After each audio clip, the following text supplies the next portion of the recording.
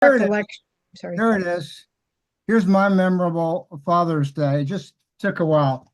So I'll just read it to you. So here's a post that Lizzie sent me in 2015. I'll read it. Happy Father's Day to my dad, Chuck Negley. Thank you for everything that you've done for me. You work hard every day. I know we don't always see eye to eye on things, but we always get over it. I guess I'm a bit bullheaded from you, but bullheaded from you. Thank you for always supporting me, and thank you for not giving up on me. I try so hard every day to do something that will make you proud of me, and I hope I am. I'm sorry I can't be home to celebrate with you and help you eat the chocolate I sent you, but I'll be home in 2 weeks. I also want to say thank you for what you've done for my dogs. I'm very lucky that you took care of my dogs for me. Well, I could not have them. I know Zelda has such a good life, enjoyed her walks with you or listening to music with you. And I know you're completely attached to Honey. Thank you for everything. I love you, Daddy. Okay, so my reply, she sent those photos too, right? That's her way of expressing her uh, appreciation, I guess. So what I said, and I wrote this in 2025, I guess not so long ago, June 21st. Hey, sweetie, I just read your Father's Day message again, and it still brings tears to my eye.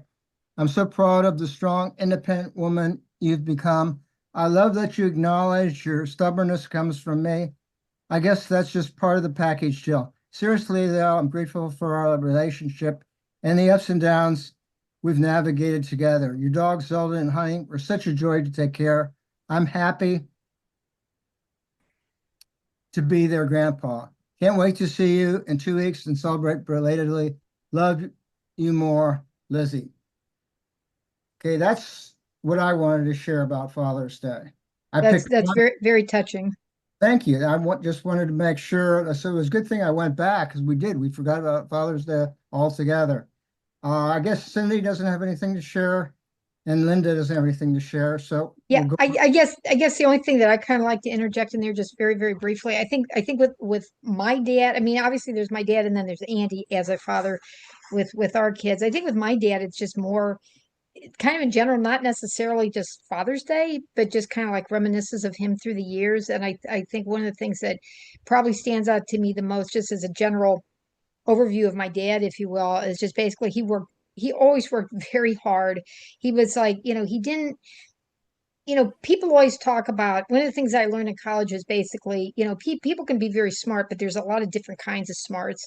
And he kind of struggled in school a little bit, but he had like, working with his hands and dealing with people. He was really good with that. So there's different kind of intelligences, but he worked two jobs for a long time. If he got called back for overtime, he would just always work that, and just everything that he did. He was a very quiet person, but I think, he showed his love just basically through what he did, for the family. And he also was very I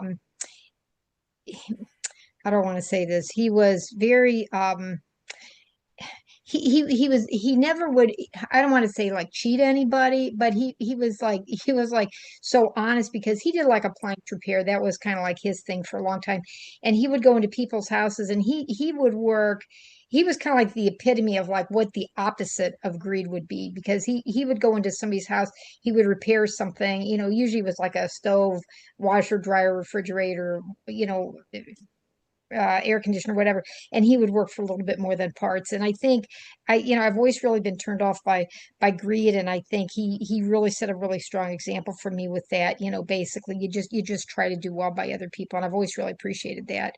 And then as far as just Andy with us with our kids, it's just kind of like those little things that you think of, like when the kids are smaller and they make like this Father's Day card, or they make just, maybe it's just a little something they make with their hands, like all the pictures. A kid can give you a gift for, it's cost $50, but it doesn't mean near as much as something that they just, the little pictures that they draw you, or a little something that they make. And we we're very sentimental, and we keep all that. And a little shout out to Sister Margaret Mary with this is because when our kids were in school through St. Sebastian's, because the humility of Mary nuns, taught through St. Sebastian and had a strong connection to our children's parish is that they would always have like the spiritual bouquets. And I know we've talked on here about that before, and that was always really nice because that was something that was offered to families. Not a lot of families like would give donations and like purchase them, if you will.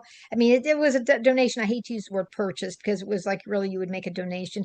And I always felt kind of bad about that because I thought, that's a really beautiful gift to kind of, pass on to a father, but also to kind of instill that in your own children. So Sister Margaret Mary, we're very appreciative for Humility Mary. You may have even had something to do with some of those, but we tried to instill in our kids from a very young age when these were available to our kids at school, because Father's Day coming after school is let out, you would have to buy them a little early. Of course, Mother's Day, they were, earlier in the school year. But we would, Andy and I would do that for each other. The kids, I'd get them for Mother's Day, Andy'd get them for Father's Day. So spiritual bouquets were really, that was kind of a big deal in our family growing up. And we were just really grateful that we had the opportunity to share that and kind of instill that in our kids while they were growing up. So. Great. Well, thank you for sharing that.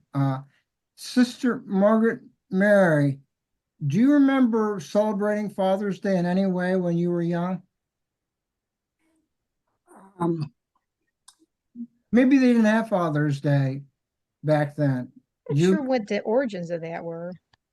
I I know think, Mother's Day started sooner. I think they did have Father's Day, but was um, more like Linda said, spiritual bouquet. I remember making all during the school year. We were always making these little pretty little cards with flowers. We draw on there and put 10 Hail Marys or 10 Holy Communions there. We all listed our spiritual gifts to them. I do remember that, but when we had gifts for Father's Day, it would probably be something small. We didn't have money, very little money. I don't remember spending any money for things. No, not that. well, I think what you gave them is, in my opinion, anyway, maybe more significant because it was spiritual, and I'm sure he appreciated it a lot. I think that's great. I mean, that's kind of, I was very blessed with 12 years of school, but for Humility of Mary's Sisters, I couldn't thank enough for my education. I I thank God that I was born and when I was and lived under those conditions at St. John's and then at Mount Marie. I had a blessed time for schooling, and I'll never be able to repay the sisters for all they did for me. I just remember the name of the sister that sent in the article to the Kent Repository. It was Sister Mary Lawbacher or something. She was she was Immaculate Heart of Mary. Do you remember her at all? She would have been basically your age. So I do remember that was a large family, but they one by one went through the school. Lawbachers. We had him at St. Joe's. Yeah. Well, thank you, sister, for sharing that. All I can say is that it's all very meaningful to me. I've learned so much about you and your family since we started having these discussions on Zoom, and in the things that you've done on the side and sent me letters and stuff. It's all very, very good.